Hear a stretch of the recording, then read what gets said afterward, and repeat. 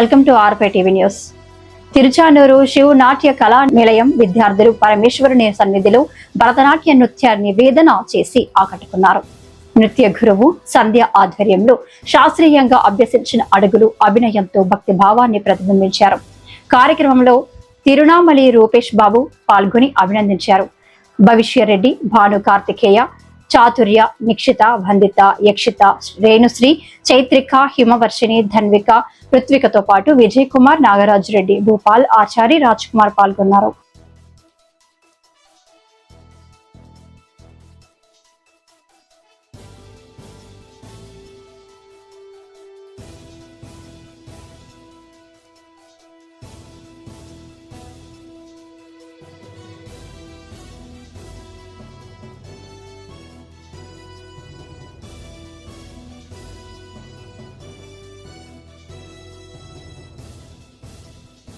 భారతీయ సనాతన సంప్రదాయంలో భారతీయ నృత్య రీతుల్లో ముఖ్యమైనది భరతనాట్యం. ఈ భరతనాట్యం అనేది ఎంతోమంది చిన్నారులు క్రమశిక్షణలో పాల్గొని నృత్య శిక్షణ చేసుకొని అందున ఆ దేవుడికి నృత్య సేవ చేసేందుకు ఈరోజు గజపూజ విధానాన్ని చేపట్టుకుంటున్నాము. అందువల్ల ఈ దేవాలయంలో పరమశివుని ముందు ఇంతమంది చిన్నారులతో గజపూజ విధానం చేసుకొని ఆ దేవుడికి నృత్య సేవ చేయడం నాకు చాలా సంతోషంగా ఉంది. పిల్లలందరినీ మీరందరూ ఆశీర్వదించాలని కోరుకుంటున్నాను.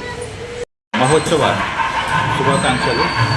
ఇక్కడికి విచ్చేసినటువంటి తల్లిదండ్రులకు, చిన్నారులకు ముందుగా గజపూజ మహోత్సవ శుభాకాంక్షలు తెలియజేసుకుంటూ తిరునామలి శాలివాహన ట్రస్ట్లో భాగమైనటువంటి శివ నాట్య కళా నిలయం తరఫున మనము మన దగ్గర ట్రైనింగ్ అయినటువంటి పిల్లలకి గజపూజ మహోత్సవం చేయడం ఆనవాయితీ ఉంది.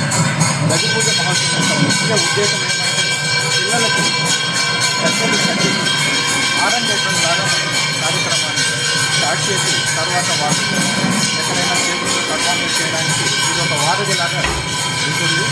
ఇది ఒక మన భారతీయ సాంస్కృతికంలో సనాతన ధర్మంలో ఒక అంతర్భాగంగా మనము పూర్వీకుల నుంచి మనం పాటిస్తూ వస్తున్నాము.